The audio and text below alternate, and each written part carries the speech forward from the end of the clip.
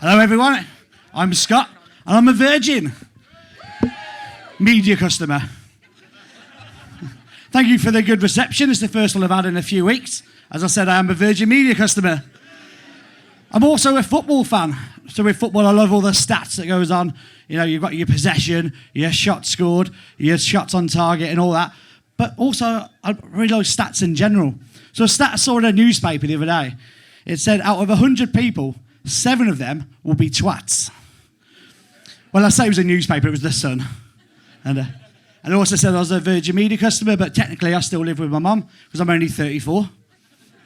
Yeah. But I said I've been brought up on football, where my brother supports Manchester United, and naturally, because he was born and bred in Kidderminster. My mum was also a Man United fan, and my dad supported Aston Villa. So both of those teams have won European titles, league titles, but none of them had what my team had. That's right, Kidderminster Harriers, the 2 times runner-up in the Welsh Cup, and they're not even Welsh. Right. So now you know about the love of my life, but what you don't know is that I'm a very unlucky person with everything. So just to tell you a little bit about it. So you know when you go to a pub, we've all been there, when you go into a pub and you ask for, you say, can I have a pint of Coke? And they say, sorry, we've only got Pepsi.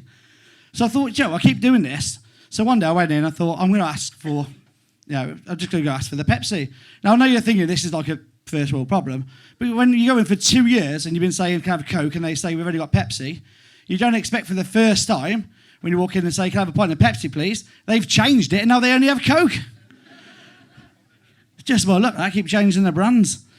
And don't get me started on the pork scratchings. I mean, as you can probably tell, that, food and drink is important to me. I've not always looked like this, though. I used to be fat. But I'm talking like proper about like Michelle McManus, Rick Waller, James Corden before he went to America. Yeah. But that didn't stop me thinking I was going to be a footballer, that I was going to have a career in football. So I joined a football team. I turned up on the first day and the coach looked at me and he said, right, I'm just going to look at you and I'll tell you what position you're going to be in the team. So he's had a bit of a look. He's looked at the front. He's gone around the back, gave me a bit of a bum pat. I don't think that was necessary. I just think he's a bit of a pervert. But then he looked at me and he said, Scott, I think you're a CF. I said, honestly, you think I'm a centre forward? He said, no, I think you're a chubby fucker. I mean, that was hard to take for a 10-year-old. But no, so when I realised that playing football wasn't for me, I just stuck to supporting it. And it's brilliant because, you go to these games and you see men wearing football shirts that are 2 sizes too small for them, with their gut hanging out. A couple of people wearing a full kit just in case there's an injury and they need to get called up. But, and there's the chance as well. So what I love is, you see these blokes and they go to christenings, weddings, and they'll refuse to sing. Oh, I ain't singing any hymns.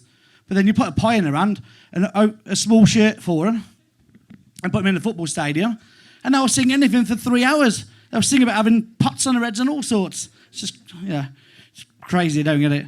But one thing, certain teams do have their own chants, is that they sing for every game. Does anybody here know what West Ham United sing? We're forever blowing bubbles. I thought it was a bit of a weird song, really, for a football team.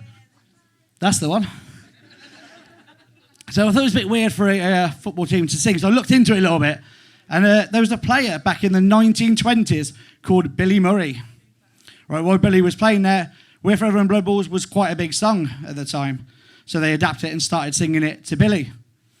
So what I take from this is now that thousands of people every week turn up to a stadium to sing They Love Blowing, this bloke called Billy, who, by the way, is now 100 years old. Not only that, they could be doing it forever. I mean, I love a blowjob as much as anyone, but forever just sounds a bit annoying, doesn't it?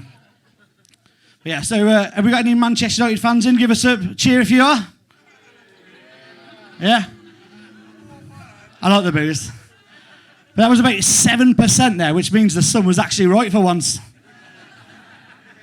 Right, so it's time for me to go. That's all we got, but I've got one last little thought for you. My brother, he's a special bloke, my brother. And he says some brilliant things sometimes. And one day he looked at me and he said, Scott, do you know what scares me about dying? It's a bit, you don't hear that, do you? Like, I don't know, what? thinking, what's he going to say, all these different things. He looked at me straight-faced and said, you never know what rise they're going to build next to the Alton Towers. I mean, that's just his mind thought for you. But ladies and gentlemen, thank you, you've been brilliant. Thank you, good night.